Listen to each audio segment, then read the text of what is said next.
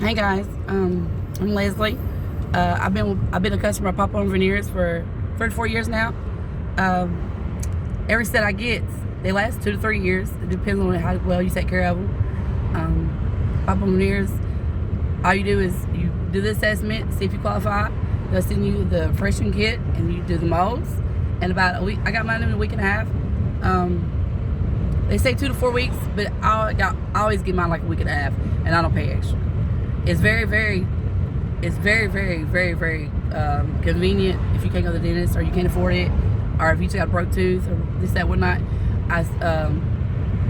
But I would show you my teeth, but I'm very self-conscious about it. But you can see I got one's broke.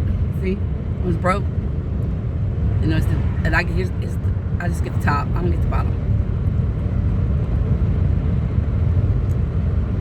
It's crazy how much a pretty smile will boost your confidence.